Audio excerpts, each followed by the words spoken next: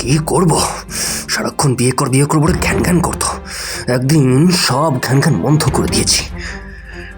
এখন আর কেউ ঘ্যান ঘ্যান করে না, এখন আর কেউ ঘ্যান ঘ্যান করবে না। না না, মারবে না। আমি আমি সব বলছি। আসলে শক্তিমুখে চিনতে পেরে গিয়েছিল যে ওই সেই লোক যে সৌমিলির সাথে আগেও ওর কাছে এসেছিল যখন অন্য ব্রাঞ্চে ছিল। কি বস, কি খবর? হ্যাঁ, আজকাল তো তোমার দেখাই পাওয়া যায় না। শুনছি তুমি নাকি নতুন প্রেমিকা জুটিয়েছো। আমাদেরকে একদিন আলাপ করাও বৌদির সঙ্গে। হ্যাঁ, কি বলো বস? চারদিকে যেমন পুলিশ উঠে পড়ে লেগেছে, সেইখানে কটা দিন ঘাপটি মেরে বসে থাকাই ভালো। তার উপর কি? ওই যে, শুধু পুলিশ হলে না হয় ঝুঁকি নেওয়া যেত, কিন্তু ওকে আমার বিশ্বাস নেই। শীতকাল এলেই আমার মনটা কেমন যেন করতে থাকে। কদিন ধরেই ভাবছি, অনেক দিন হলো কোথাও যাওয়া হয়নি। কালকে আমি শুয়ে শুয়ে ভাবছিলাম যে পুলকেশকে বলবো এ কদিন কোথাও ঘুরে আসা যাক। আবার ভাবলাম যে আমার সময় হলেও পুলকেশের সময় হবে না। আমি সকালবেলা উঠে দেখি দুজনের মধ্যে তুমুল ঝগড়া চলছে। বৌঠান ও পুলকেশ কি একটা বিষয় নিয়ে যেন ঝগড়া করছে। সবাই সবারকার বউকে নিয়ে কত ঘুরতে যায়, আর তুমিই কোথাও নিয়ে যাও না। এই পাশের বাড়ির রমা বৌদিরা কোথায় যেন একটা ঘুরতে যাচ্ছে দেখলাম। বলছি, আমারও তো কোথাও একটা ঘুরতে যেতে ইচ্ছা করে নাকি। দেখো পারো, সবার সাথে সবার তুলনা করা যায় না। পুলকেশকে দেখলাম কথাটা শুনল, কিন্তু কোনো আমল দিল না। চুপচাপ খবরের কাগজ পড়তে লাগলো। এতক্ষণে আমি নিশ্চিত হলাম যে শুধু আমিই নই, বৌঠানের মনও ঘুরতে যাওয়ার জন্য ব্যাকুল হয়ে পড়েছে। অন্য সময় হলে হয়তো আমি বিষয়টা চেপে যেতাম, কিন্তু বৌঠানের ইচ্ছে বলে কথা। সর্বোপরি পুলকেশের হাতে এখন কোনো কাজ নেই, তেমন কোনো কেস সে পায়নি এখন, তাই নিজেই কথাটা পারলাম। আরে ভাই, এত মনোযোগ দিয়ে কাগজ পড়ে কি হবে? অপরাধীরা সব শীতে কাঁথা মুড়ি দিয়েছে, অপরাধও গুটি গুটি পায়ে হাঁটা দিয়েছে। তুমি বরং মুখের সামনে থেকে কাগজটা সরিয়ে বৌঠানের কথাটা মন দিয়ে একটু শোনো। পুলকেশ খবরের কাগজটা ভাঁজ করে টেবিলের ওপর রাখতে রাখতে বলল, আরে তুমি তো আর বিয়ে থা করলে না, তাই কি বুঝবে? স্ত্রীরা সব সময় অনেক কিছুই বলে। সব কথা শুনতে গেলে আমাকে ব্যাংক ডাকাতি করতে হবে, না হলে কোনো পরলোককে অপহরণ করে টাকা চাইতে হবে মুক্তিপণ হিসেবে। এই দাঁড়াও দাঁড়াও, তোমার এ কথার মানে কি? কোন কথা বলো তো? কত কথাই তো বললাম। বৌঠানের কথা শুনতে গেলে তোমাকে ব্যাংক ডাকাতি বা অপহরণ এসব কেন করতে হবে শুনি? আরে ভাই সত্যজিৎ, পারোর বছরে 6টা ঋতুতে যদি 6 বার ঘুরতে যাওয়ার জন্য মন ব্যাকুল হয়ে ওঠে, তাহলে এই মন্দার বাজারে আমার মতো মানুষের পকেটের কথাটাও একবার ভাবো। প্রতিবারই যদি তোমার বৌঠানের কথা শুনি, তাহলে তো আমাকে রোজগারের জন্য অন্য রাস্তা খুঁজতে হবে। হ্যাঁ, সে তো না হয় বুঝলাম, কিন্তু রাস্তা হিসেবে এই রাস্তাগুলোই কেন সেটা বুঝলাম না। খুবই সাধারণ ব্যাপার, সহজে আর অল্প সময় ওটার থেকে ভালো কিছু হয় নাকি?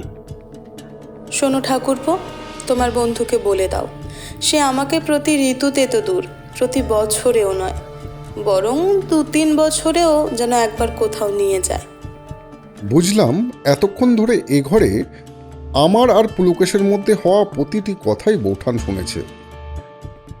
পুলকেশ আমার দিকে চোখ কটমট করে তাকিয়ে বলল, দেখেছো তো, দিলে দাম্পত্য কলহ সৃষ্টি করে। তোমাকে নিয়ে আমি আর পারি না সত্যজিৎ। সকাল সকাল এসব নিয়ে আলোচনা না করলেই তোমার চলছিল না। বলে পুলকেশ উঠে ঘরে চলে গেল। আমি বেশ ভালোই বুঝতে পারছিলাম যে উপকার করতে এসে আমি শেষ পর্যন্ত অপকার ঘটিয়ে ফেলেছি। মাঝে মাঝে আমার নিজের ওপরই খুব রাগ হয়। কেন যে এদের মধ্যে কথা বলতে যাই কে জানে। এখন এই ঠান্ডা লড়াইয়ের মীমাংসা তাড়াতাড়ি হলেই বাঁচি, কিন্তু তখনও জানতাম না এই ঠান্ডা লড়াই প্রহসন ছাড়া আর কিছুই নয়। এর মীমাংসা পুলকেশ অনেক আগেই করে রেখেছে। ভাই সত্যজিৎ, শীতের সকালে হাজারদুয়ারির সামনে সবুজ ঘাসে বসে খেজুরের রস খেতে কেমন লাগে বলো তো? কি হলো, ওরকম ক্যাবলা চরণের মতো তাকিয়ে আছো কেন? উত্তরটা দাও। না মানে, তোমার কথার বিন্দু বিসর্গ আমার এই ক্ষুদ্র মস্তিষ্কে প্রবেশ করছে না। যদি একটু বুঝিয়ে বলো তাহলে এই অধমের খুব সুবিধা হয়। আরে হাজারদুয়ারি কোথায় অবস্থিত? আরে ঠাকুরপো, তুমি এই সোজা উত্তরটা দিতে পারছো না? মুর্শিদাবাদে অবস্থিত। তার মানে আমরা মুর্শিদাবাদ যাচ্ছি? পুলকেশের মুখের হাসিটা বলে দিচ্ছিল বৌঠানের অনুমান একদম সঠিক। গোছগাছ শুরু করে দাও পারো, আমাদের রওনা হতে আর বেশি দেরি নেই, হাতে মাত্র 10 দিন আছে। পুলকেশের কথা শুনে বৌঠানের মুখটা নিমেষে খুশিতে ভরে গেল। আমি টিকিটগুলো চোখ বুলিয়ে দেখলাম। 3টে হাজারদুয়ারি এক্সপ্রেসের টিকিট। আজ বুধবার, আগামী শনিবার সকাল 6:30টায় আমাদের ট্রেন। যাই, আমি তাড়াতাড়ি রান্নাটা সেরে নিই। তোমরা বসো, আমি জল খাবার দিচ্ছি। আর আজকের দুপুরের মেনুতে গরম ভাত, সঙ্গে বিউলির ডাল, আলু পোস্ত, শেষ পাতে আমের চাটনি। খাবারের পদগুলো শুনে এখনই আমার কেমন যেন খিদে খিদে পাচ্ছিল। আপাতত খিদে ভুলে গিয়ে পুলকেশকে প্রশ্ন করলাম, সবই যখন ঠিক করে রেখেছিলে তাহলে এই মিছিমিছি এই তামাশা করার কি প্রয়োজন ছিল? আগে বলে দিলেই এই ঝামেলা হতো না। খামোখা আমাকে দোষারোপ করলে। এ তোমার ভারী অন্যায় পুলকেশ। তুমি বুঝবে না সত্যজিৎ, আগে বলে দিলে পারোর মুখের এই অনাবিল হাসিটা দেখতেই পেতাম না, যেটা এখন দেখতে পাচ্ছি। এই জন্যই বারবার বলি, একটা বিয়ে করো, সব বুঝে যাবে। সবসময় সব কিছু আমি বোঝালে হয় নাকি? তুমি আর কবে এসব উপভোগ করবে? বলে পুলকেশ আবার খবরের কাগজটা খুলে পড়তে লাগলো। নমস্কার দাদা। হ্যাঁ নমস্কার, বলুন কিভাবে আপনাকে সাহায্য করতে পারি? আমি একটা লোন নিতে চাই, সে বিষয়ে একটু কথা বলার ছিল আর কি। আচ্ছা আপনি চেয়ারে বসুন, বলুন কি বলতে চান। আমি বিপুল সরকার, পেশা একজন সফটওয়্যার ইঞ্জিনিয়ার। এই যে আমার সমস্ত কাগজপত্র। বলে লোকটি একটা ফাইল রক্তিমের দিকে এগিয়ে দিল। রক্তিম এই ব্যাংকের লোন ডিপার্টমেন্টের হেড। 4 মাস হলো রক্তিম এই শাখায় ট্রান্সফার হয়ে এসেছে। রক্তিম নিজের কাজের প্রতি যথেষ্ট যত্নশীল, বেশ হাসি খুশি স্বভাবের বলে অল্প কিছুদিনের মধ্যে এখানকার বাকি কর্মচারীদের সঙ্গে ওর সুসম্পর্ক গড়ে উঠেছে, শুধু একজন ছাড়া, যাকে ওর প্রথম দিন থেকেই সুবিধের লোক বলে মনে হয়নি। তবে সামনাসামনি সদ্ভাব বজায় রেখে চলেছে। রক্তিম ফাইলটি ভালো করে দেখে নিয়ে জানালো, আপনি বরং আগামীকাল আসুন, একটু বেলার দিকে আসবেন। ওই 12:30টার পর এলে খুব ভালো হয় আর কি। আমি আপনাকে পরবর্তী পদক্ষেপ সম্পর্কে বিস্তারিতভাবে জানিয়ে দেব। আর আপনার ফাইলটা নিন, সমস্ত ডকুমেন্ট 2টো করে জেরক্স করে নিয়ে আসবেন। আর এই ফর্মটা নিয়ে যান, এই যে এটি পূরণ করে কালকে জমা দেবেন। ম্যানেজারের কথা শুনে বিপুল চেয়ার ছেড়ে উঠে দাঁড়ালো এবং ম্যানেজারকে ধন্যবাদ জানিয়ে ওখান থেকে বেরিয়ে গেল।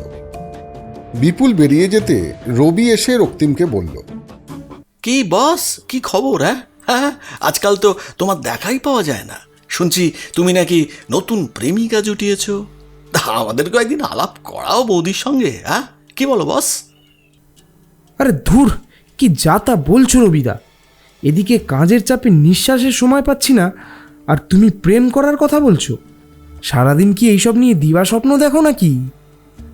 তো কেসটা কি? কোনটা?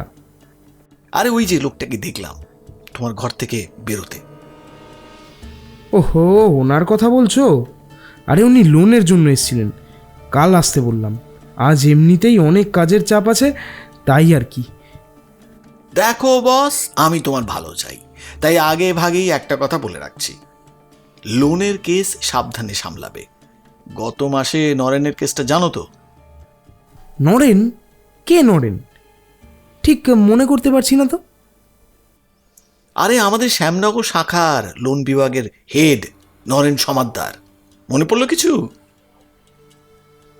ওহো, যে ব্যাংকে ওই টাকা তছরূপের জন্য জেলে গেছিল, তারপর তো শুনলাম নাকি আত্মহত্যা করেছে। ধুর, তুমি অর্ধেক খবর জানো। আত্মহত্যা কি আর এমনি এমনি করেছে? অনেক বড় ব্যাপার আছে পেছনে। এই তাই নাকি রবিদা? এই কি ব্যাপার, তুমি জানলে একটু খোলসা করে বলো তো, আমিও শুনি। আমি তো এসব ব্যাপারে কিছুই জানি না। আমি সেরকম কিছু জানি না, শুধু শুনেছিলাম ওর প্রেমিকার কোনো এক পরিচিত ব্যক্তিকে অনেক টাকার লোন পাইয়ে দিয়েছিল নরেন। পরে জানা যায় ওই লোকটার নাকি কাগজপত্র সব নকল। লোন নেওয়ার পর ওর প্রেমিকার সেই লোক দুজনেই পগার পার। বেচারা নরেন পুরো ফেসে গেল, পুলিশ কেসও হয়েছিল, ওর চাকরিটাও গেল, জেল খাটলো কয়েকদিন। এইসব অপমানের জ্বালা সহ্য করতে না পেরে মুক্তির একমাত্র পথ হিসেবে আত্মহত্যা করলো। ওর মায়ের জন্য খুবই কষ্ট হয় গো। এই বুড়ো বয়সে কোথায় ছেলে দেখভাল করবে, তা না ওনাকে নিজের দেখভালের জন্য কাজ করতে হচ্ছে। Very sad. তুমি এত খবর জানলে কিভাবে? রাখতে হয় ভাই, রাখতে হয়। সব খবরই রাখা দরকার, কখন কোনটা কাজে লাগে। তুমিও একটু চোখ কান খোলা রাখো, সব খবর জানতে পারবে। না, আমারও তো খবর জেনে কাজ নেই, বুঝলে। তাছাড়া অকাজের খবর মাথায় ঢোকালে কাজের খবরগুলোই মাথা থেকে বেরিয়ে যাবে, কখন টের পাবো না। কথাটা বলে একবার রবির মুখের দিকে তাকিয়ে রবিকে দেখে নেয় রক্তিম। তারপর আবার বলে, তা নরেনের সেই প্রেমিকাকে তুমি চেনো নাকি? না বস, সে ব্যাপারে রবি শর্মা কিছু জানে না। তাহলে এ জগৎ সংসারে এমন কিছু খবরও এখনো অবশিষ্ট আছে যেটা তোমার মতন শকুনের তীক্ষ্ণ নজর এড়িয়ে গেছে। রক্তিমের কথা শুনে রবির মুখটা অপমানে লাল হয়ে যায়। ও আর কোনো কথা বলে না। নিজের হাতঘড়ির দিকে একবার তাকিয়ে সে বলে ওঠে, যাই ভাই, আমার কাজগুলো এবার মেটাই, পরে আর একদিন আবার কথা হবে, কেমন? Bye bye. রবি ওর চেম্বার থেকে বেরিয়ে গেলে রক্তিম নিজের মনেই বলে ওঠে, 1 নম্বরের জালিয়াত লোক। সব জায়গায় নিজের নাক গলানো চাই, না হলে পেটের ভাত হজম হয় না। এর হাড়ির খবর ওর কাছে, তার হাড়ির খবর এর কাছে।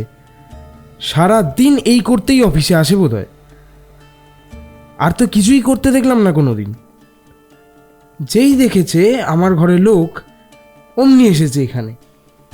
একে যে কেন রেখেছে অফিস থেকে কে জানে। আমার পিছনে লাগতে হলে এর ভালো মতন বুঝিয়ে দিতাম আমি কি জিনিস। এইসব ভাবতে ভাবতে ওর ফোনে একটা মেসেজ আসে।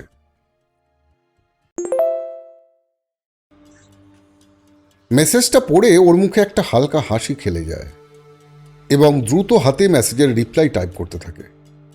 আজ কিন্তু দেখা করতেই হবে সেই রেস্টুরেন্ট যেখানে প্রথম আমাদের দেখা হয়েছিল, ঠিক সন্ধ্যে 6টায়।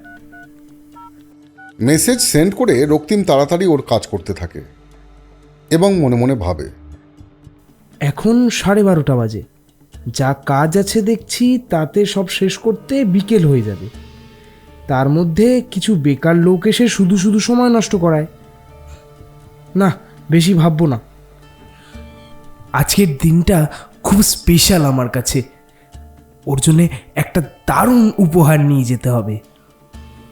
তখনকার মতো সব ভাবনা চিন্তা দূরে সরিয়ে রেখে রক্তিম কাজে মন দেয়।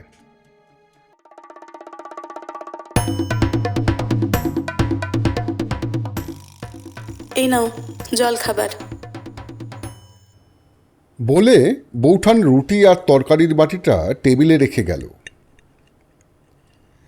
পুলকেশকে দেখলাম তখনও মনোযোগ সহকারে খবরের কাগজে কি যেন একটা পড়ে চলেছে। আমি খেতে খেতে বললাম, আরে তখন থেকে দেখছি খবরের কাগজ পড়েই যাচ্ছ, কি পড়ছো বলো তো? ভালো কোনো খবর বেরিয়েছে নাকি? পুলকেশ মুখে কিছু না বলে সরাসরি কাগজটা আমার দিকে বাড়িয়ে দেয়। তারপর বিশেষ একটা জায়গায় আঙুল দিয়ে আমাকে পড়ার জন্য বলে। আমি কাগজটা কোলের ওপর নিয়ে পড়া শুরু করি, কিন্তু খবরটা এত ছোট করে এক জায়গায় প্রকাশিত হয়েছে যে পড়তে খুব অসুবিধা হচ্ছিল। আগে খেয়ে নাও, তারপর পড়ে দেখো। বলে পুলকেশ কাগজটা ভাঁজ করে একপাশে রেখে দিল। ও নিজে খেতে লাগলো।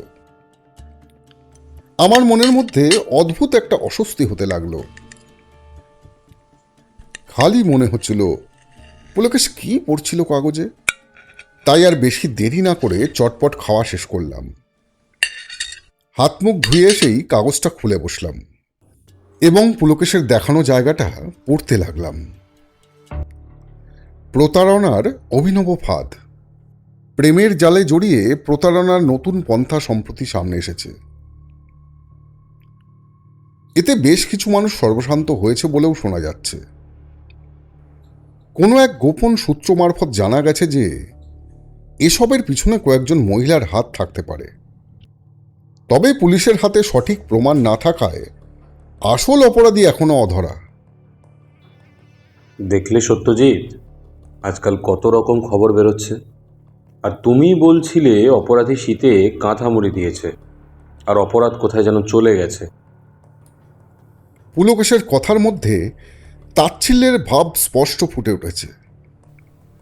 খাওয়া শেষ করে হাত ধুয়ে এসে সে বলল, কেউ কোথাও যায়নি সত্যজিৎ, সব আমাদের চারপাশেই আছে, শুধু সেটা আমরাই দেখতে পাচ্ছি না।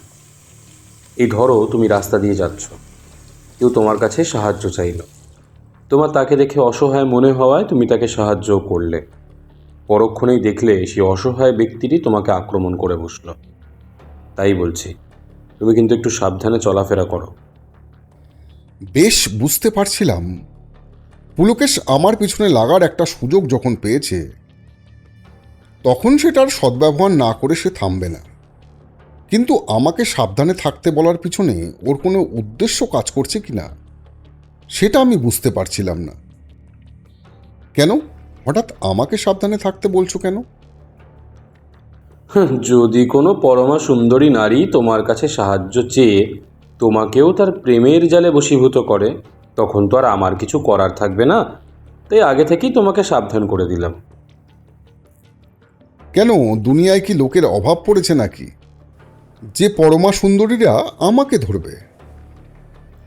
তুমি কি সে লোক নাকি? তুমি হলে কিনা একজন বিখ্যাত লেখক। তোমার কত মহিলা অনুরাগী আছে সে কি আর জানি না আমি ভেবেছো? মনে মনে ঠিক করলাম, না অনেক হয়েছে, পুলকেশকে এবার থামানো দরকার। না হলে এ কথা আজ যে ও কোথায় নিয়ে যাবে তার কোনো ঠিক নেই। এই থামো তুমি, যত সব আজগুবি খেয়াল তোমার মাথাতেই আসে সব।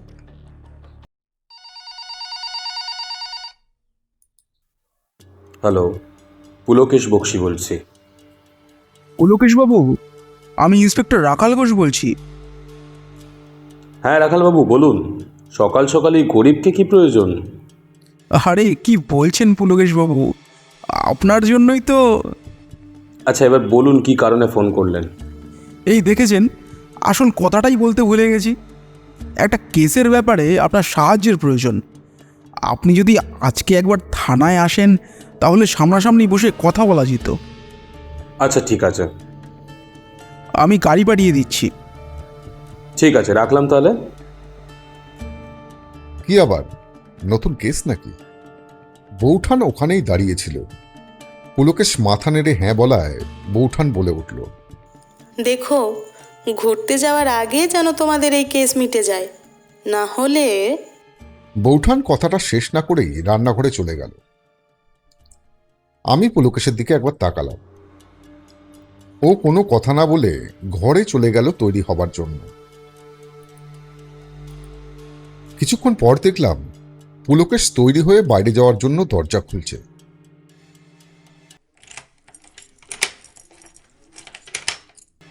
এই দাঁড়াও পুলকেশ, আমিও যাব। ও, তুমিও যাবে নাকি? আরে পার্থ যেখানে সারথীও তো সেখানেই যাবে না? তৈরি হয়েই তো আছো দেখছি। চলো, আর কাব্য রচনা করতে হবে না, রাখালবাবু গাড়ি পাঠিয়ে দিয়েছেন, নিচে দাঁড়িয়ে আছে দেখলাম। বৌঠানকে বিদায় জানিয়ে আমরা দুজন রওনা দিলাম। রাখালবাবু কেন ফোন করেছিল সেই বিষয়ে জিজ্ঞেস করলে পুলকেশ বলল যে ও কিছু জানে না, থানায় গেলেই সবটা জানা যাবে। থানায় পৌঁছে দেখলাম রাখালবাবু গম্ভীর মুখে কি যেন একটা দেখছেন। আমাদের দেখে মুখ তুলে বললেন, আরে আসুন পুলকেশবাবু, আসুন সত্যজিৎবাবু, আপনারা বসুন। আমরা দুজনে দুটো চেয়ারে বসলে উনি একজন কনস্টেবলকে ডেকে 3টে চা নিয়ে আসতে বললেন।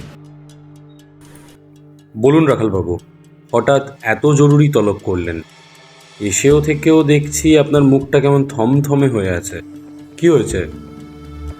রাখালবাবু আমাদের সামনে একটা ছবি রেখে বললেন, ইনি হচ্ছেন রক্তিম দত্ত, বাড়ি নিশ্চিন্দিপুর, কর্মসূত্রে এখানে থাকেন। সুখ সমৃদ্ধি ব্যাংকের লোন ডিপার্টমেন্টের হেড। 4 মাস হয়েছে ব্যাংকের এই শাখায় ট্রান্সফার হয়ে এসেছেন। বাড়িতে বয়স্ক মা ছাড়া আর কেউ নেই।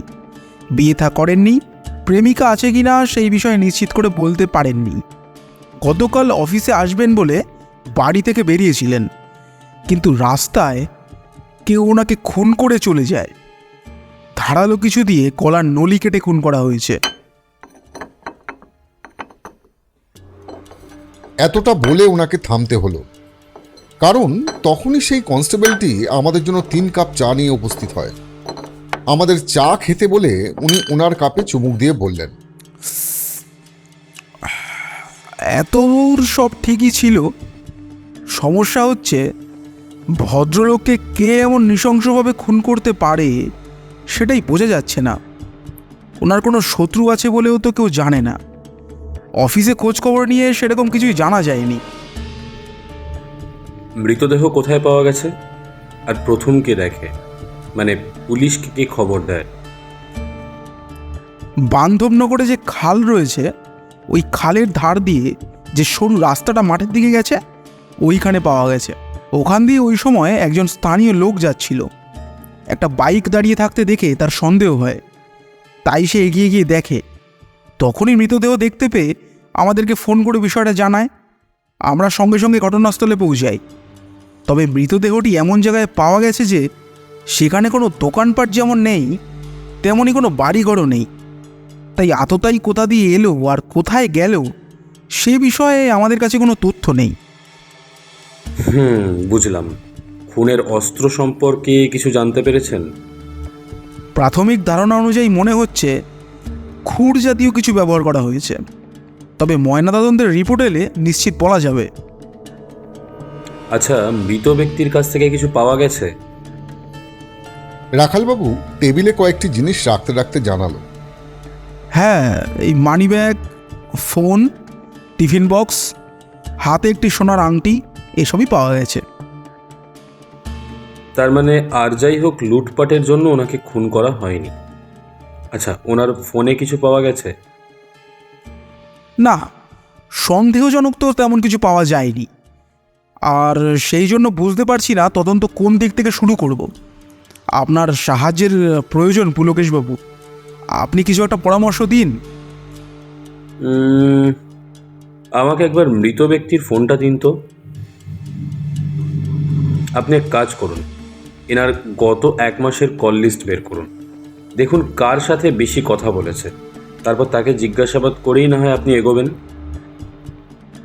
সে রাস্তাও হেঁটেছি পুলকেশবাবু, ফলাফল শূন্য। কেন? উনি গত 1 মাস ধরে যে একটি মেয়ের সঙ্গে দিনের বেশিরভাগ সময় কথা বলতেন, আমরা মোবাইল কোম্পানি থেকে তার খোঁজ পেয়েছিলাম। মেয়েটির নাম সৌমিলি বসু। রক্তিমবাবু যে শাখায় আগে কাজ করতেন, মেয়েটি ওখানকার। আমি 2 জন অফিসারকে সেখানে পাঠিয়েছিলাম। ওখান থেকে কি খবর পেয়েছেন? ওখানকার পুলিশের সঙ্গে কথা বলে আমরা জানতে পারি 1 সপ্তাহ আগে মেয়েটি খুন হয়েছে, ওর নিজের বাড়িতেই। শ্বাসরোধ করে খুন করা হয়েছে। মেয়েটির খুনের তদন্ত চলছে। আসল অপরাধী এখনো পুলিশের নাগালের বাইরে। তাহলে এবার বুঝতে পারছেন কেসটা দেখতে যতটা সহজ সরল, আসলে ততটা নয়। তাই তো দেখছি। 2 জন মানুষ যারা একে অপরকে চেনে, অথচ 1 সপ্তাহের ব্যবধানে 2টো আলাদা জায়গায় নির্মমভাবে খুন হয়ে গেল। জট মনে হচ্ছে অনেক গভীরে পেকে আছে। খুলতে গেলে প্রথম থেকে শুরু করতে হবে। আপনি কি ভাবছেন, কি করা যায়? এক কাজ করা যাক, কালকে আমরা রক্তিমবাবুর অফিসে যাব। তবে আপনি যাবেন না, আমরা যাব। কিন্তু আমি না গেলে তদন্ত হবে কি করে? হবে, তদন্তও হবে, অপরাধীও ধরা পড়বে। শুধু আমি যেটা বলছি সেটা শুনুন। আপনি তো একবার জিজ্ঞাসাবাদ করেছেন, তাতে ফল বিশেষ কিছু হয়নি। এবার আমাকে একটু আমার মতো করে কাজ করতে দিন। ঠিক আছে, আপনি যখন আছেন তখন আর চিন্তা কিসের। আমরা তখনকার মতো ওনাকে বিদায় জানিয়ে থানা থেকে বেরিয়ে গেলাম। পুলকেশ, এখন আমরা কোথায় যাচ্ছি? এটা তো বাড়ির রাস্তা নয়। পুলকেশ পকেট থেকে একটা সিগারেট বের করে সেটা ধরিয়ে বলল, ক্রমশ প্রকাশ্য। থানার সামনে থেকেই একটা রিক্সা ডেকে পুলকেশ আর আমি দুজনে উঠলাম। কিন্তু গন্তব্য কোথায় তার কিছুই জানা নেই। এটাও ভালো করে জানি যে পুলকেশকে এখন জিজ্ঞেস করলে কোনো উত্তর পাওয়া যাবে না। তাই চুপ থাকাই শ্রেয় মনে করলাম। প্রায় ঘণ্টাখানেক রিক্সার ঝাঁকুনি খেয়ে যখন রিক্সা এসে থামল, তখন সূর্যদেব নিজের অস্তিত্ব বেশ ভালো মতোই জানান দিচ্ছে। যে জায়গাটায় আমরা এসে পৌঁছলাম সেটা বেশ নিরিবিলি। আশেপাশে বাড়িঘর নেই বললেই চলে। বড় বড় গাছের সারি পিছনে ফেলে আমরা আরও একটু এগিয়ে গেলাম, কিন্তু একজন মানুষও চোখে পড়ল না। পুলকেশকে দেখলাম চারিদিকে গভীর পর্যবেক্ষণ করতে করতে সামনের দিকে এগিয়ে চলেছে। আমিও ওকে অনুসরণ করতে করতে একটা খালের ধারে এসে পৌঁছলাম। এই পুলকেশ, এটা আবার কোথায় এলাম? কি হলো, কিছু বললে না তো? সত্যজিৎ, এত প্রশ্ন না করে এদিকে এসো। এখানে আসার আগে বোর্ডটা খেয়াল করনি? ওখানে তো স্পষ্ট লেখা আছে বান্ধবনগর খাল। পুলকেশের কথায় ঘাড় ঘুরিয়ে একবার দেখে নিলাম। ততক্ষণে মনে পড়ল এখানেই তো সেই মৃতদেহটি পাওয়া গিয়েছিল। আমরা এখানে এলাম কেন? সেই লোকটির সঙ্গে কথা বলতে যে পুলিশকে খবর দিয়েছিল। কিন্তু তুমি কি করে জানবে সে কে? রাখালবাবুর থেকে জেনে নিয়েছি সব কিছু। এখন প্রশ্ন না করে আমার সাথে এসো। পুলকেশ সেই লোকটির সঙ্গে কথা বলল, তবে নতুন কিছু জানা গেল না। আমরা দুজনে ওখান থেকে চলে এলাম। বাড়িতে এসে স্নান সেরে দুপুরের খাওয়া দাওয়া পর্ব মিটিয়ে সোফায় বসে কথা বলছি। এমন সময় ফোনটা বেজে উঠল।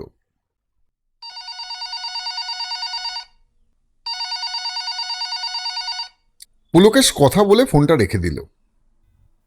রাখালবাবু ফোন করেছিল, বলল রক্তিম এখন যে শাখায় কাজ করতো ওখানে নাকি একজন আছেন যার সঙ্গে রক্তিমের ঠিক বনিবনা ছিল না।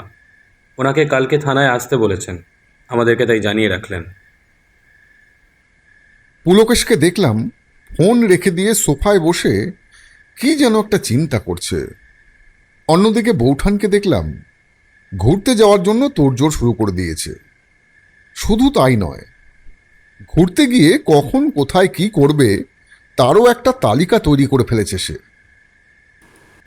সত্যি, এই জন্যই বোধহয় সবাই বলে যে নারী চরিত্র বড়ই বিচিত্র।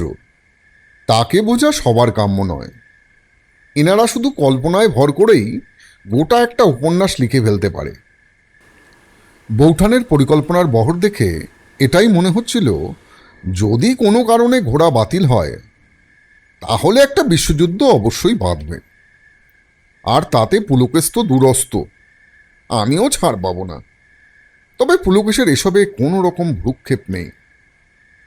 কিছুক্ষণ পর ঘড়ির দিকে তাকিয়ে বৌঠান বলে উঠল, যাই, অনেক রাত হলো, রাতে খাবার বন্দোবস্ত করি। বৌঠান চলে গেলে আমি পুলকেশকে জিজ্ঞেস করলাম, কেসটা সম্বন্ধে কিছু বুঝলে? না সত্যজিৎ, এখনো কিছুই বুঝে উঠতে পারিনি। রক্তিমকে যেভাবে খুন করা হয়েছে তাতে এটা তো নিশ্চিত যে ওর শত্রু আছে। আবার পুলিশের তথ্য অনুযায়ী ওর কোনো শত্রু নেই। উল্টো দিকে ওই মেয়েটিকেই বা কারা খুন করলো? কোন মেয়েটা? সৌমিলি বসু? হ্যাঁ। বলে পুলকেশ চুপ করে গেল, আর আমি কোনো কথা না বলে আমিও চুপ করে রইলাম।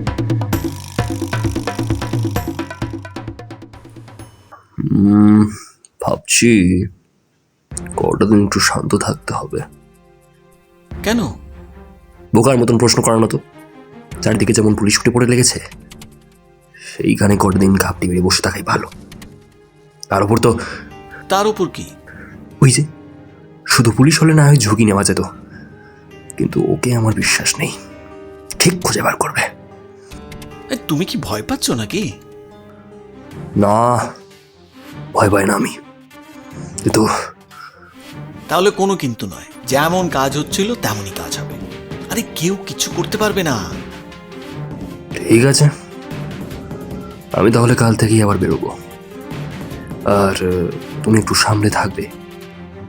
তোমাকে সব চিন্তা করতে হবে না, তুমি শুধু নিজের কাজটা মন দিয়ে করবে। এমনিতে একটা গন্ডগোল পাকিয়েছ, আর কোনো গন্ডগোল যেন না হয়।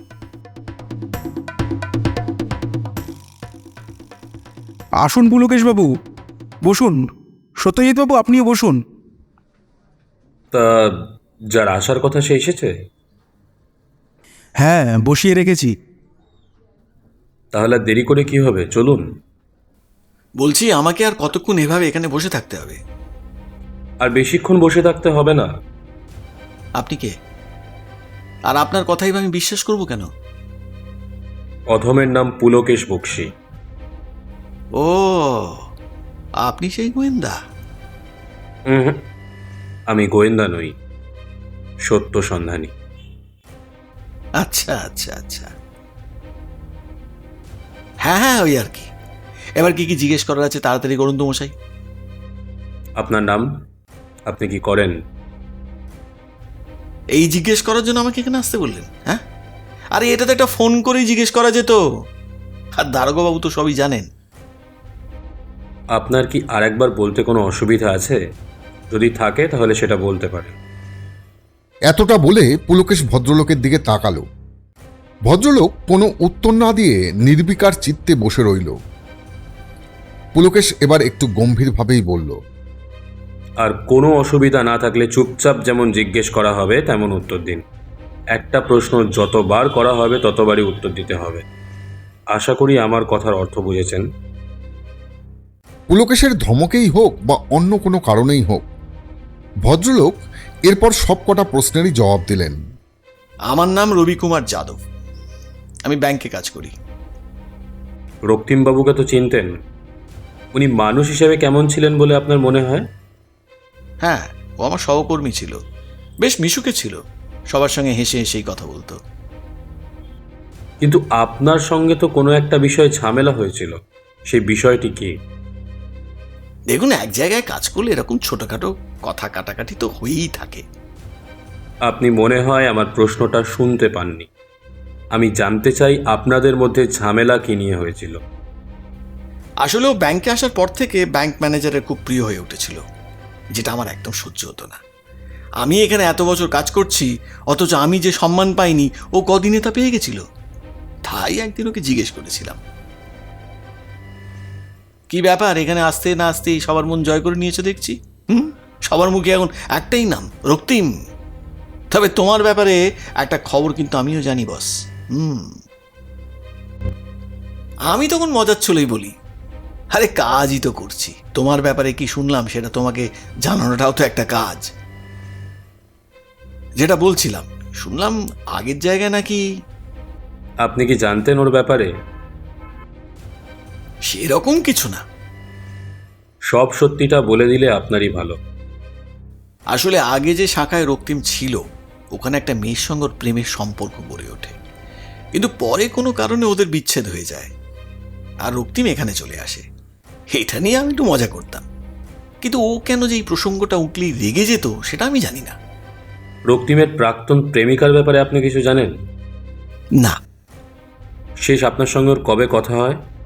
ওই তো যেদিন ওর খুন হয় তার আগের দিন, অফিসে ওর কেবিনে। কি কথা হয় আপনাদের দুজনের মধ্যে? ওহ, সেই পুরনো প্রসঙ্গ। সেদিন কোনো অস্বাভাবিক কিছু লক্ষ্য করেছিলেন? না তো, অন্য দিনের মতো কাজ করছিল। একদিন কাস্টমার লোনের জন্য এসেছিল, তার সঙ্গে তো ভালো করেই কথা বললো। আচ্ছা রাখালবাবু, আমার আর কিছু জিজ্ঞেস করার নেই। ঠিক আছে, আপনি তাহলে এখন আসতে পারেন, তবে দরকার পড়লে আবার আসতে হতে পারে। আবার প্রেমিকা কোথা থেকে এলো? একজন মেয়ের সঙ্গে এর কি সম্পর্ক ছিল সেটাই উত্তর হলো না, আবার আরেকজন এসে হাজির। রাখালবাবু, আমি যদি ভুল না হই তাহলে রক্তিমের প্রাক্তন প্রেমিকাই সৌমিলি বসু। কিন্তু প্রশ্ন হচ্ছে সম্পর্ক ভাঙার কারণ কি ছিল, আর হঠাৎ করে গত 1 মাস ধরে নিজের প্রাক্তন প্রেমিকার সঙ্গে কি এত কথা বলতো? আপনি সৌমিলি বসু সম্পর্কে সমস্ত তথ্য বের করুন, আর একবার রক্তিমের বাড়ি গিয়ে ওর মায়ের সঙ্গে কথা বলে দেখবেন যদি কিছু জানা যায়। আচ্ছা ঠিক আছে পুলকেশবাবু। আমরা থানা থেকে বেরিয়ে ঠিক করলাম হাঁটতে হাঁটতে বাড়ি ফিরব। সেই মতো দুজনে রাস্তার ধার দিয়ে হাঁটতে লাগলাম। হঠাৎ কোথা থেকে একটা বাইক এসে আমাদের পাশ ঘেঁষে এমনভাবে গেল যে আর একটু হলেই পুলকেশকে ধাক্কা দিয়ে দিত। তবে একটা বিষয়ে অবাক হলাম, কেউ যদি ভুলবশত কাজটা করে তাহলে থেমে একবার অন্তত দেখবে কারোর লাগলো কিনা। কিন্তু এক্ষেত্রে বাইক আরোহী যেভাবে বাইক ছুটিয়ে নিয়ে চলে গেল, তাতে মনে হলো পুরোটাই ইচ্ছাকৃতভাবে করা। পুলকেশ ঘাড় ঘুরিয়ে বাইকটাকে দেখার চেষ্টা করল, কিন্তু ততক্ষণে বাইক আর তার মালি দুজনেই আমাদের দৃষ্টির সীমানার বাইরে চলে গেছে। ব্যাপারটা কি হলো বুঝলে? কেউ ভয় পেয়েছে সত্যজিৎ, ভীষণ ভয়। তাই আমাকে ভয় দেখিয়ে আটকাতে চাইছে। কে ভয় পেয়েছে আর কাকেই বা আটকাতে চাইছে? আরে রাস্তায় দাঁড়িয়ে দাঁড়িয়ে প্রশ্নই করবে নাকি বাড়ি যাবে? তাড়াতাড়ি চলো, অনেক বেলা হলো, খিদে আমার পেটে ইঁদুর দৌড়চ্ছে। অগত্যা আর কথা না বাড়িয়ে বাড়ির দিকে এগোলাম। বাড়িতে এসে পুলকেশ বৌঠানকে বলল, পারো, খুব খিদে পেয়েছে বুঝলে, আমি চট করে স্নানটা সেরে আসছি, তুমি খাবার দিতে থাকো। রাস্তায় আস্তে আস্তে পুলকেশ পই পই করে আমাকে নিষেধ করেছে যে আমি যেন বৌঠানকে বাইক সংক্রান্ত ব্যাপারে কোনো কথা না বলি। খামোখা বৌঠান চিন্তা করবে, সেটা পুলকেশ চায় না। আমিও তাই কিছুই বললাম না। বৌঠান খাবারের থালা তৈরি করে আমাদেরকে ডাকলো। আমি আর পুলকেশ খেতে শুরু করলাম। খাওয়া প্রায় শেষের পথে, তখন একটা ফোন বেজে উঠল।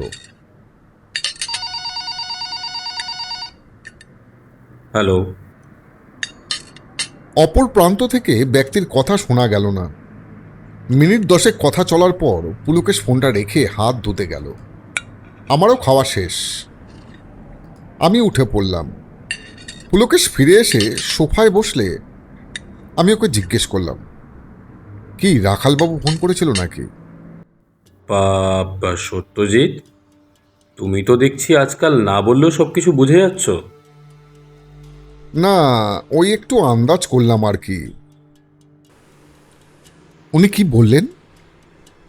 বিকেলে আবার থানায় যেতে বললেন, কি জরুরি তথ্য হাতে এসেছে সেই ব্যাপারে বলবেন। আচ্ছা, তার মানে অন্তত কিছুক্ষণ তো আর অপেক্ষা করতে হবে, তাই না? তাহলে আমি বরং একটু যাই, একটু ভাত ঘুম দিয়ে নিই।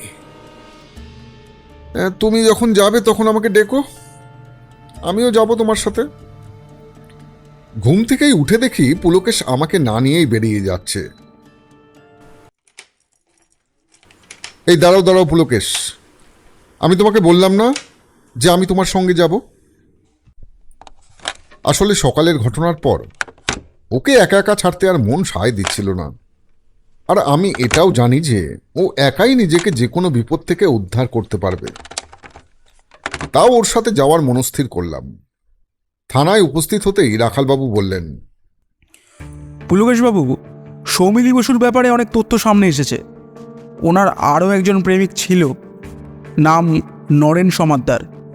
সুখ সমৃদ্ধি ব্যাংকের যে শাখায় রক্তিম আগে ছিল, ওখানকার লোন ডিপার্টমেন্টের হেড ছিল। রক্তিমের সঙ্গে খুব ভালো সম্পর্ক ছিল। শুধু তাই নয়, সৌমিলির সঙ্গে রক্তিমের বিচ্ছেদের কারণই হলো নরেন আর সৌমিলির ঘনিষ্ঠতা। তারপর রক্তিম এখানে চলে আসে। আরও জানতে পেরেছি যে নরেন নাকি সৌমিলির কোনো এক পরিচিত আত্মীয়কে অনেক টাকার লোন পাইয়ে দিয়েছিল। পরে অবশ্য জানা যায় ওই লোকটির সব কাগজপত্র নকল। এটা নিয়ে পুলিশ কেসও হয়েছিল, নরেনের চাকরিও চলে গিয়েছিল। আসলে অপরাধীরা কেউ ধরা পড়েনি। সৌমিলিও এসবের পর বেপাত্তা ছিল। নরেন এখন কোথায়? সে তো আত্মহত্যা করেছে। কবে আত্মহত্যা করে? এই তো গত মাসে। সৌমিলির সেই আত্মীয় যে লোন নিয়েছিল, তার ব্যাপারে কোনো খবর পাওয়া গেছে? না পুলকেশবাবু, তিনি কেমন যেন কর্পূরের মতো উবে গেছেন। তাকে কেউ চেনে না, তার ব্যাপারে কেউ কিছু জানেও না। তবে সৌমিলির একজন বান্ধবীর খোঁজ পাওয়া গেছে। তাকে জিজ্ঞাসাবাদের জন্য থানায় আসতে বলেছি। কিছুক্ষণের মধ্যেই এসে পড়বে। ততক্ষণ আপনাদের জন্য চা সিঙ্গাড়া আনতে বলি।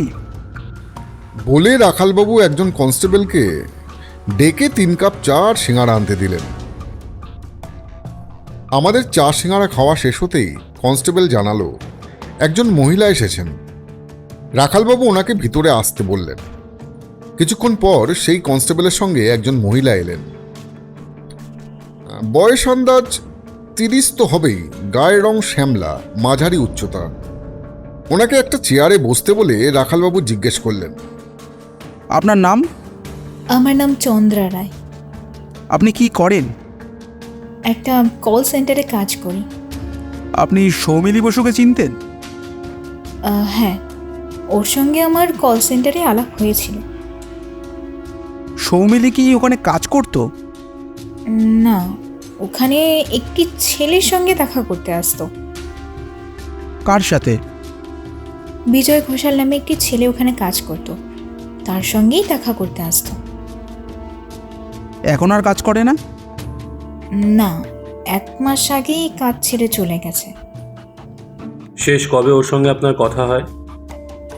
ওই 1 মাস আগে যখন বিজয়ের সঙ্গে দেখা করতে এসেছিল, তখনই কথা হয়েছিল। ওদের দুজনের মধ্যে সম্পর্ক কেমন ছিল? দেখে তো ভালোই মনে হতো। আমাদের অফিসের অনেক অনুষ্ঠানেই তো আসতো। আমাদের সঙ্গেও বেশ বন্ধুত্ব হয়ে গিয়েছিল। আচ্ছা, বিজয় কেন অফিস ছেড়েছিল জানেন? না, তা আমি জানি না। বেশ, আপনি এখন আসতে পারেন। উনি উঠে চলে যাচ্ছিলেন। পুলকেশ আবার ওনাকে ডেকে জিজ্ঞেস করলো, আচ্ছা, আপনার কাছে ওদের দুজনের কোনো ছবি আছে? পুলকেশের প্রশ্ন শুনে চন্দ্রাদেবী ঘাবড়ে গেলেও তৎক্ষণাৎ নিজেকে সামনে নিয়ে বললেন, হ্যাঁ হ্যাঁ আছে। আমাদের দিন, তদন্তে সুবিধা হবে। উনি নিজের ফোন ঘাটাঘাটি করে একটা ছবি বের করলেন। পুলকেশ রাখালবাবুকে বলে ছবিটা নেওয়ার ব্যবস্থা করল। তারপর উনি চলে গেলে পুলকেশ বলল, রাখালবাবু, এনার ওপর নজর রাখুন। ইনি আমাদের আসল অপরাধীর কাছে নিয়ে যাবেন। কেন? আপনার কি মনে হচ্ছে? আপাতত উনি যে মিথ্যে বলে গেলেন আমাদেরকে, তার জন্য ওনার ওপর সন্দেহটা জোরালো হলো। মিথ্যে বললেন? কি মিথ্যে বললেন? ওই যে বিজয়ের সঙ্গে ওনার শেষ দেখা 1 মাস আগে হয়েছিল। কেন 1 মাস আগে হয়নি? 1 মাস আগে আদৌ হয়েছিল কিনা আমার জানা নেই, তবে 1 সপ্তাহ আগে যে হয়েছিল সেটা নিশ্চিত। তাড়াহুড়োতে খেয়াল করেননি উনি যে ছবিটা দিলেন তাতে একটা তারিখ লেখা আছে, আর ভালো করে দেখুন তারিখটা 1 সপ্তাহ আগে। ওর কথা শুনে আমি আর রাখালবাবু ভালো করে ছবিটা দেখতে লাগলাম। সত্যিই তো, এতে উল্লিখিত তারিখটা 1 সপ্তাহ আগের। কিন্তু উনি আমাদের মিথ্যে বললেন কেন? উনি কি অপরাধীকে আড়াল করতে চাইছেন? আমার মন বলছিল এই রহস্য উন্মোচন হতে আর বেশি দেরি নেই। তবে সেটা যে এত তাড়াতাড়ি হয়ে যাবে এতটাও আশা করিনি। অবশ্য এতে আমার বন্ধুটির সিংহভাগ কৃতিত্ব না থাকলে সেটা সম্ভব হতো না। সেদিনের মতো থানা থেকে বেরিয়ে এলাম। আস্তে আস্তে লক্ষ্য করলাম পুলকেশ কিছু একটা মনে করার চেষ্টা করছে, কিন্তু বারবার সেই চেষ্টা বিফল হচ্ছে। এক প্রকার বাধ্য হয়ে জিজ্ঞেস করলাম, আরে কি এত ভাবছো? আমায় একটু খুলে বলবে? কখন থেকে দেখছি মুখে একটা অদ্ভুত আওয়াজ করে চলেছ, কি হয়েছে? আরে সত্যজিৎ, মনে হচ্ছে বয়সটা আমার বাড়ছে। এবার এসব থেকে অবসর নেওয়ার পালা এসেছে। হঠাৎ এই রকম কথা বলছো কেন? এই দেখো না, কখন থেকে মনে করার চেষ্টা করছি চন্দ্রাদেবীর দেওয়া ছবিতে থাকা বাইকটাকে কোথায় দেখেছি, অথচ কিছুতেই মনে করতে পারছি না। তুমি একটু বিশ্রাম নাও, দেখবে সব মনে পড়ে যাবে। আমার বলাই সার, যতক্ষণ না মনে পড়ছে ততক্ষণ যে ও শান্ত হয়ে বসবে না সেটা আমি জানি। ওকে বেশি না ঘাটিয়ে নিজের ঘরে চলে এলাম। একটা বই পড়তে পড়তে কখন যে চোখ লেগে গিয়েছিল খেয়ালই নেই। হঠাৎ পুলকেশের গলা শুনতে পেয়ে বাইরে বেরিয়ে এসে দেখলাম পুলকেশ কার সঙ্গে ফোনে কথা বলছে। পুলকেশের হাবভাবও আগের থেকে বদলেছে। তার মানে ও মনে করতে পেরেছে। ও ফোন রাখতেই ওকে জিজ্ঞেস করতে যাব। দেখি ও নিজে থেকেই বলে উঠল, সত্যজিৎ, তোমার পরামর্শেই কাজ হলো। তাহলে বলো, কোথায় দেখেছিলে? এখন কোনো প্রশ্ন নয়, শুধু সময়ের অপেক্ষা। কাল সকাল হলেই সব জানতে পারবে। বুঝলাম পুলকেশ সমাধান করে ফেলেছে। এখন শুধু যবনিকা পতনের সাক্ষী থাকাটাই যা বাকি, আর কাল সকালেই সেটা হবে। এর আগেও এই রকম পরিস্থিতির সম্মুখীন হয়েছি, কিন্তু প্রতিবারই একটা নতুন উত্তেজনা কাজ করে। তাই রাতের খাওয়াটাও ঠিক করে আয়েশ করে খেতে পারলাম না। মনের মধ্যে একটাই জিনিস ঘুরপাক খাচ্ছে, আসল অপরাধী কে? আমি কি তাকে দেখেছি, নাকি সে এতদিন অন্তরালেই ছিল? আর এসবের সঙ্গে বাইকের কি সম্পর্ক? যাই হোক, সব ভাবনা মনের মধ্যে রেখে খেয়ে দিয়ে ঘুমিয়ে পড়লাম। কি মানিক জোর এরকম নিস্পৃহভাবে বসে আছো? নতুন কোনো ফোন দিয়ে আসছো নাকি? কথাটা বলতে বলতে পুলকেশ থানায় প্রবেশ করল। যাদের উদ্দেশ্য করে বলল তাদের একজনকে আমি চিনি। গতকালই তাকে থানায় দেখেছিলাম, চন্দ্রা দেবী। আর ওনার সঙ্গে থাকা ব্যক্তিটিকেও সামনাসামনি না দেখলেও ছবিতে দেখেছি। আর তাতেই আমার চিনতে এতটুকু অসুবিধা হলো না। উনি যে বিজয় ঘোষাল সেটা বুঝতে পারছি, কিন্তু আসল ব্যাপারটা এখানে উপস্থিত বাকি সকলের মতো আমারও অজানা। রাখালবাবু পুলকেশের দিকে তাকিয়ে আছে দেখে পুলকেশ বলে উঠল, বলছি সব বলছি। তার আগে আপনি বরং রবি কুমার যাদবকে নিয়ে আসুন তো। রাখালবাবু ওর কথা মতো একজন কনস্টেবলকে পাঠালো।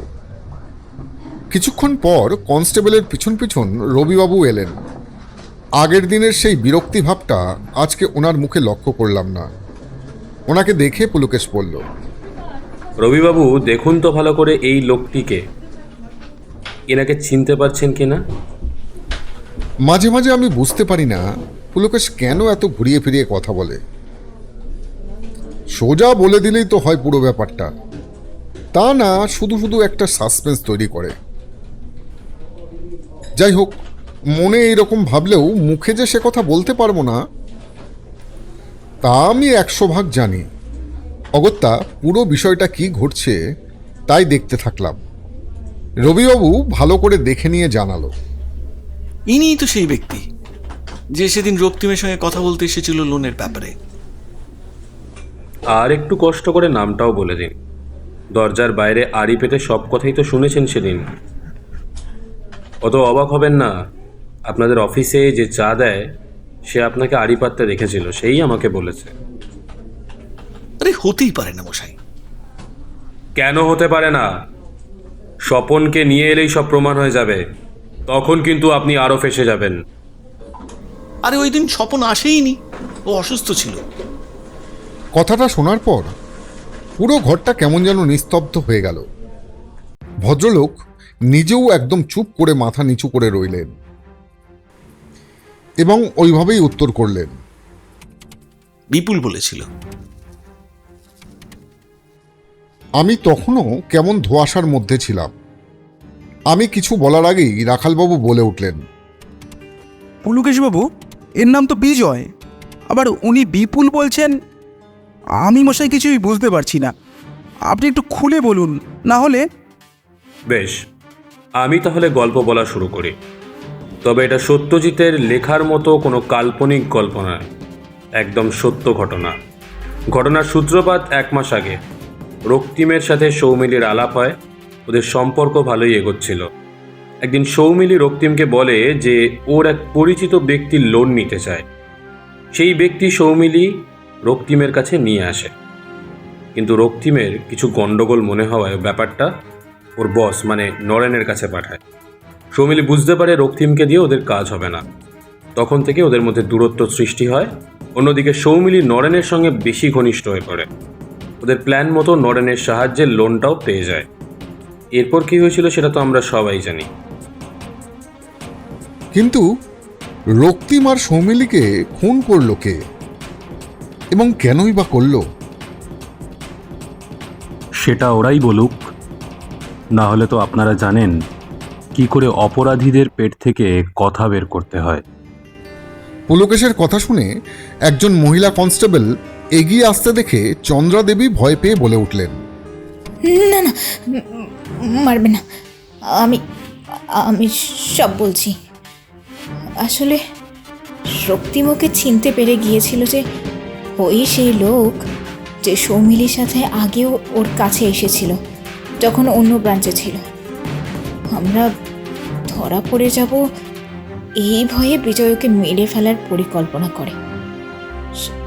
সেই মতো ওকে ওখানে ডেকে। আর সৌমিলিকে খুন করার কি কারণ ছিল? কিরে, তোকে কি স্পেশাল খাতিরযত্ন করতে হবে? কি করব, সারাক্ষণ বিয়ে কর বলে ঘ্যান ঘ্যান করতো। একদিন সব ঘ্যান ঘ্যান বন্ধ করে দিয়েছি। এখন আর কেউ ঘ্যান ঘ্যান করে না, এখন আর কেউ ঘ্যান ঘ্যান করবে না, কেউ না।